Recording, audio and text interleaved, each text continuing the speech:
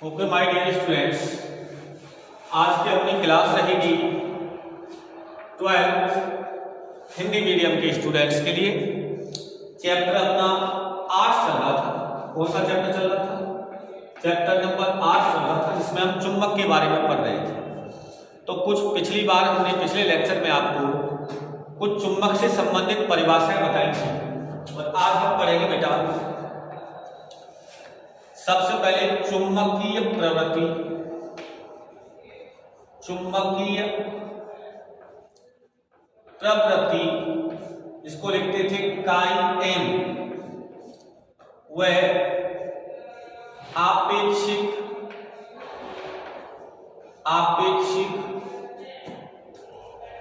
चुंबकशीलता, आपेक्षिक चुंबकशीलता, जिसे किससे लिखते थे म्यू आर, में संबंध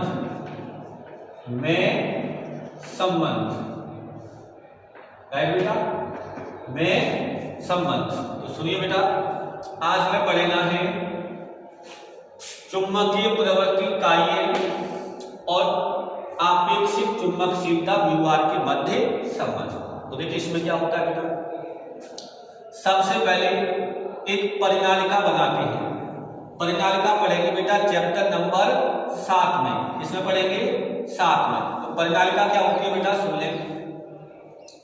परिनालिका का मतलब है कि एक खोखली बेलनाकार वस्तु होती है, एक खोखली बेलनाकार वस्तु होती है, और इस पर तांबे के विद्युत रुद्ध तारों को ऐसे कुंडली के रूप में लपेट दिया जाता है, ऐसे, ठीक है ना, ऐसे करके ऐसे लपेट देते हैं। तो प्राप्त युक्ति क्या कहलाती है? परिनालिका कहलाती है।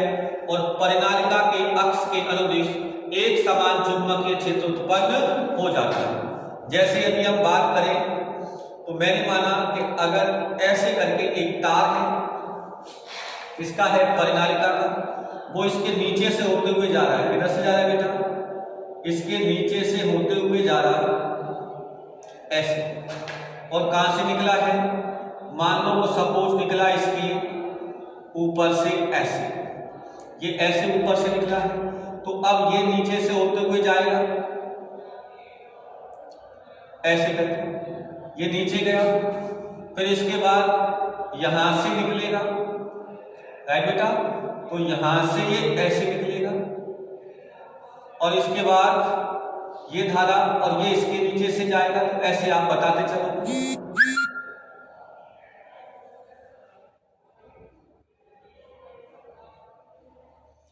ऐसे।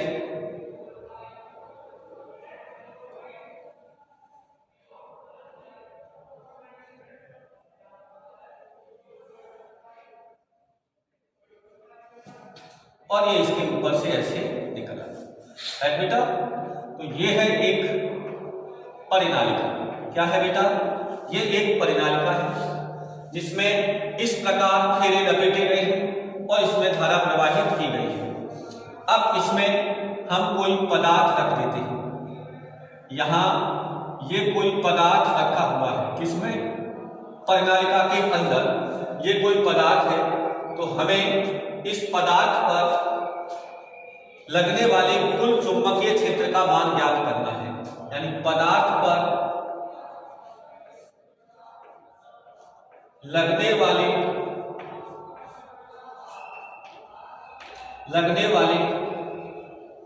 कुल चुंबकीय क्षेत्र का मान, चुंबकीय क्षेत्र का मान क्या होगा बेटा? ये होगा, मैं लिख देता हूं, B बराबर B0 plus BI, B0 plus BI। समीकरण नंबर 1। यहां B0 क्या है? निर्वात में उत्पन्न चुंबकीय क्षेत्र, जबकि बी आई क्या है बेटा, चुंबकन के कारण, जैसे आपको प्रश्न बताया था चुंबकन तीव्रता एकांक आयतन में उत्पन्न द्विध्रुव आघूर्ण को, तो चुंबकन के कारण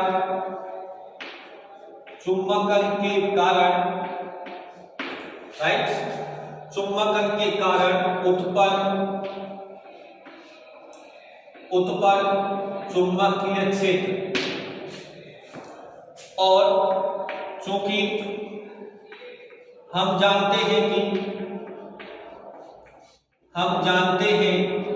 कि ये हम पढ़ चुके हैं क्या, कि निर्वात में चुंबकीय क्षेत्र बराबर होता है म्यू 0 H, ये हमने पढ़ा था जब परिभाषा पढ़ाई थी। क्या होता है, B बराबर म्यू 0 H, तथा चुंबकन के कारण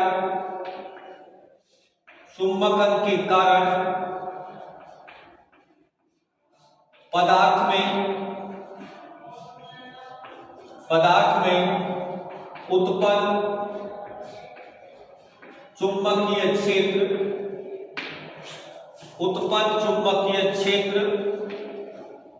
चुंबकन तीव्रता, जिसको किसे लिखते हैं I से, एकांक आयतन में उत्पन्न द्विध्रुव आघूर्ण।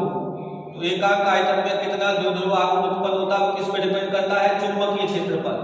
उत्पन्न चुंबकीय क्षेत्र चुंबकन तीव्रता I के समानुपाती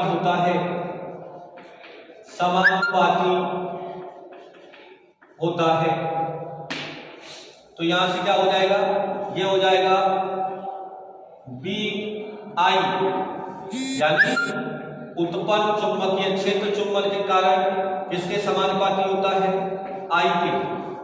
तो ये हो जाएगा बी आई बराबर म्यू नॉट आई, समीकरण नंबर 2, और ये समीकरण नंबर 3।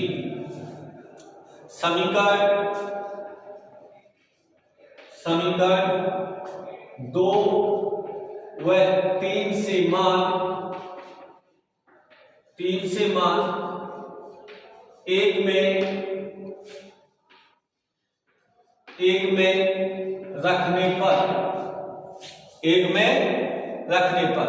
एक में रखेंगे तो यह आ जाएगा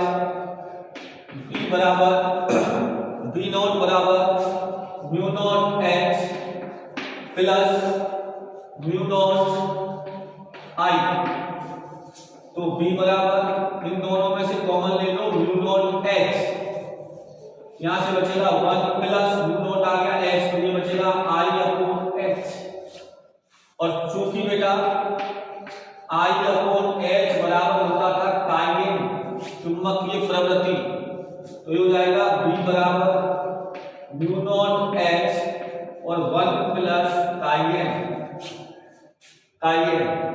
और यहां से आ जाएगा ये B अपॉन H बराबर म्यू नॉट 1 प्लस काइनेटिक। और ये बेटा किसका मान होता है, जैसे अभी बताया आपको B बराबर म्यू नॉट H बताया, तो B नॉट के लिए था ये निर्वात के लिए। अगर माध्यम की बात करें तो यह क्या हो जाएगा, म्यू नॉट H, तो B अपॉन H बराबर क्या आ जाएगा, म्यू, ये हो जाएगा म्यू बराबर mu naught into 1 plus kinetic, और इसको इसके डिवाइड में लाएंगे तो म्यू अपॉन म्यू नॉट बराबर 1 प्लस काइनेटिक, और ये क्या होता है बेटा, ये होता है mu R equal to 1 plus kinetic, mu R बराबर 1 अपॉन काइनेटिक। यही म्यू आर में काइनेटिक में संबंध है, राइट बेटा। इसके बाद आता है अपना एक नेक्स्ट टॉपिक, देखिए बेटा इधर ध्यान से, इधर देखिए ध्यान से। अगर मैं बात करूं किसकी बेटा, सबसे पहले ध्यान देना कि अगर मैंने बात की, एक बेटा एक आता है क्यूरी ताप, ये सिलेबस से हटा दिया गया कौन सा, पदार्थों का वर्गीकरण, प्रतिचुंबकीय, अनुचुंबकीय और लोह चुंबकीय, बेटा इनको हटा दिया गया है। लेकिन फिर भी मैं आपको क्यूरी ताप की परिभाषा बता रहा हूँ, सिर्फ परिभाषा याद रखनी है आपको। अगर वैसे तो आएगी नहीं, सिलेबस में नहीं है, लेकिन अगर क्यूरी ताप आ जाए, क्योंकि क्यूरी ताप ऐसा नहीं दिया कि क्यूरी ताप को हटा दिया है, लेकिन आ जाए तो आप कैसे बोलेंगे, वह ताप जिस पर लोह चुंबकीय पदार्थ, अब तुम्हें ये पता ही नहीं कि लोह चुंबकीय क्या होते हैं तो कोई बात नहीं है, वह ताप जिस पर लोह चुंबकीय पदार्थ अनुचुंबकीय पदार्थ में बदल जाता है, अनुचुंबकीय पदार्थ में बदल जाता है, उसे क्यूरी ताप कहते हैं। क्यूरी ताप कहते हैं मतलब जैसे जैसे ताप बढ़ाते हैं तो एक स्थिति ऐसी आती है कि लोह चुंबकीय पदार्थ के गुण किसके हो जाते हैं, अनुचुंबकीय पदार्थ के हो जाते हैं, तो ताप का वह मान क्यूरी ताप कहलाता है। अलग अलग पदार्थों के लिए क्यूरी ताप का मान अलग अलग होता है। मैं आपको इसकी टेबल भेज दूंगा कि कौन से पदार्थ के लिए ताप कितना कितना होता है। अब सुनिए, अथवा इसको ऐसे भी लिखा जा सकता है, अथवा देखिए वह ताप, देखिए ध्यान रखना, अगर ताप को धीरे धीरे बढ़ा रहे हो तो लोह चुंबकीय पदार्थ किसमें बदल रहा है, अनुचुंबकीय पदार्थ में। इसका मतलब एक ताप की निश्चित वैल्यू है जिस पर लोह चुंबकीय पदार्थ अनुचुंबकीय पदार्थ में बदल जाएगा, यानी वह ताप जिससे अधिक ताप पर पदार्थ, अगर अधिक ताप पर तो पदार्थ क्या हो जाएगा, अनुचुंबकीय, यानी वह ताप अगर इससे अधिक कर दिया तो लोह चुंबकीय किस बदल जाएगा, अनुचुंबकीय में। वह ताप जिससे अधिक ताप पर पदार्थ अनुचुंबकीय तथा कम ताप पर, मतलब अगर अधिक कर दिया तो लोह चुंबकीय अनुचुंबकीय बदल जाएगा, और कम कर दिया तो लोह चुंबकीय, यानी कम ताप पर पदार्थ लोह चुंबकीय होता है, उसे क्यूरी ताप कहते हैं। एक ही बात है, जिस पर लोह चुंबकीय पदार्थ अनुचुंबकीय पदार्थ में बदल जाए क्यूरी ताप, या ऐसे कह दो वह ताप जिससे अधिक ताप करने पर अनुचुंबकीय पदार्थ की तरह व्यवहार होने लग जाए उसी पदार्थ का, और अधिक ताप से कम ताप पर वह लोह चुंबकीय रहे। ये सीमा है। अगर ताप आपने अधिक किया तो वो अनुचुंबकीय हो जाएगा, और ताप आपने कम किया तो वो लोह चुंबकीय रहेगा, उसका आपको क्या कहते हैं, क्यूरी ताप। तो ये आपके सिर्फ किसके लिए था, एज ए नॉलेज। इसके बाद आता है बेटा अगला एक टॉपिक जो केवल आपको थोड़ा सा काम आना है, इधर देखो, यानी BH लूप, यानी इसको कहते हैं चुंबकीय शैथिल्य, या इसको बोलते हैं BH लूप। ठीक है बेटा, तो देखिए आप ऐसे कह सकते हैं कि चुंबकीय क्षेत्र B व चुंबकन क्षेत्र H के मध्य खींचा गया वक्र BH लूप कहलाता है, BH लूप कहलाता है। तो ये ग्राफ कैसे बनाते हैं, इधर देखिए आप,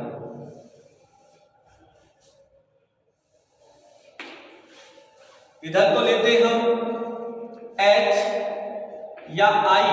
H क्या है बेटा, चुंबकन क्षेत्र, I क्या है चुंबकन तीव्रता, इधर किसमें होती है प्लस में, इधर किसमें होती है बेटा माइनस में, और इधर लेते हैं बेटा B, क्या लेते हैं चुंबकीय क्षेत्र, ये किसमें होता है प्लस में और ये किसमें होता है माइनस। तो इसका जो ग्राफ आता है वो बेटा कुछ इस प्रकार का आता है।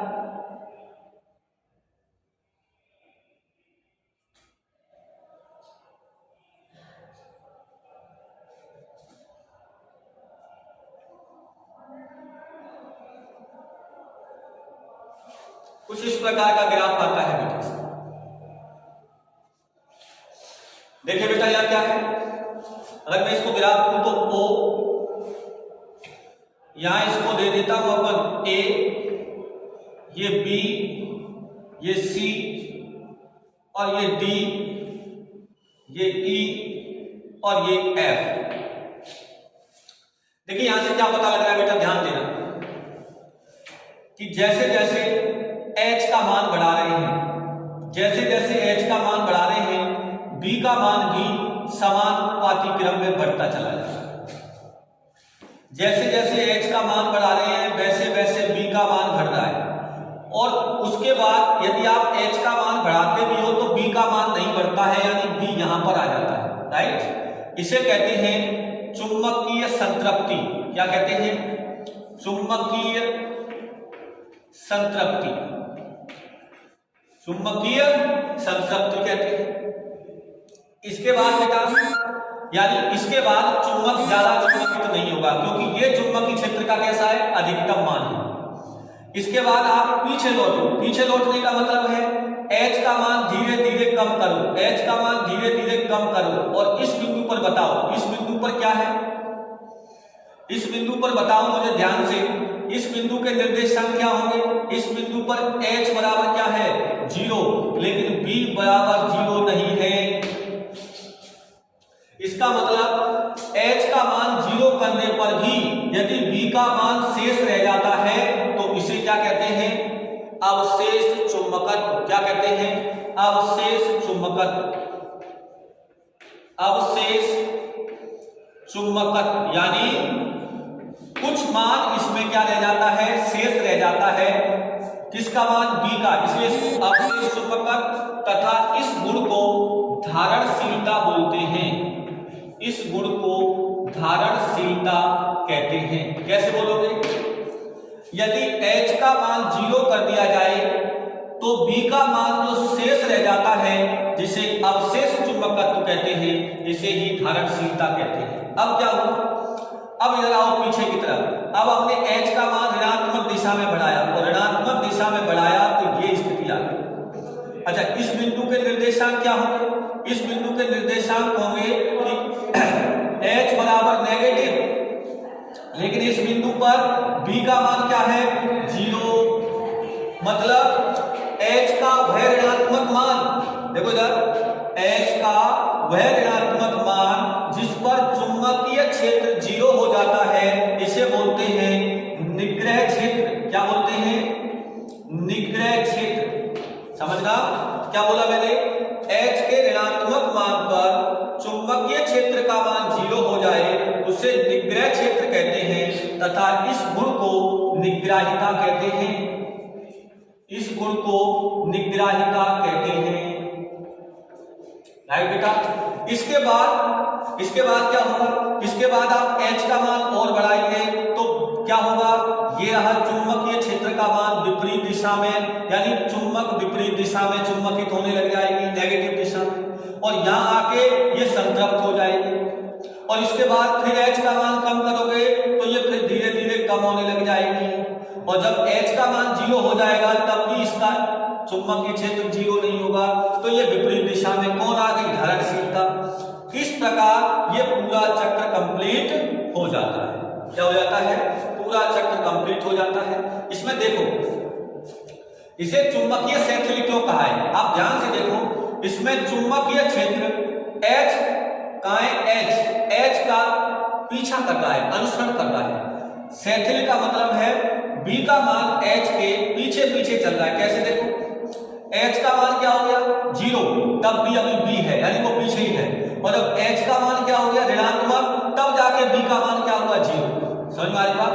जैसे ऐसे मान लो ये दीवार है, ये यहां गया और यहां लौट के आ गया, लेकिन चुंबकीय क्षेत्र भी यहीं आ पाया है, और जब ये वाला ऋणात्मक दिशा में चला गया तब ये यहां पाया है।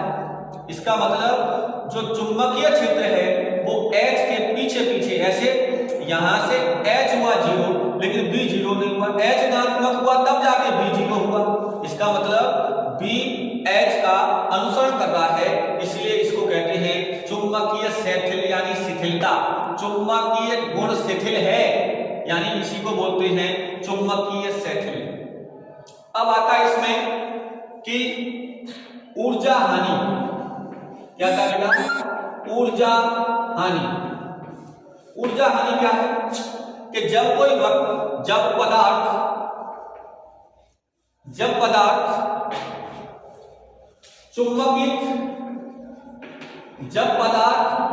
चुंबकित व विचुंबकित होता है,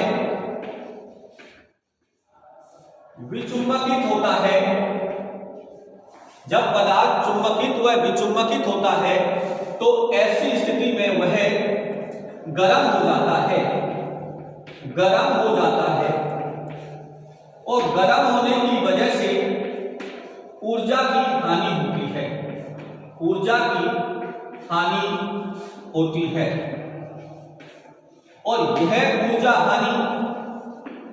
यह ऊर्जा हानि V यानी पदार्थ के आयतन पर, A यानी BH लूप के क्षेत्रफल पर, और A यानी चुंबकन और विचुंबकन की आवृत्ति पर निर्भर करता है। ये होता है Q बराबर VAN, वैन माने मोटर गाड़ी। मतलब V क्या है? पदार्थ का आयतन, A क्या है? लूप का क्षेत्रफल, और N क्या है? चुंबकन व विचुंबकन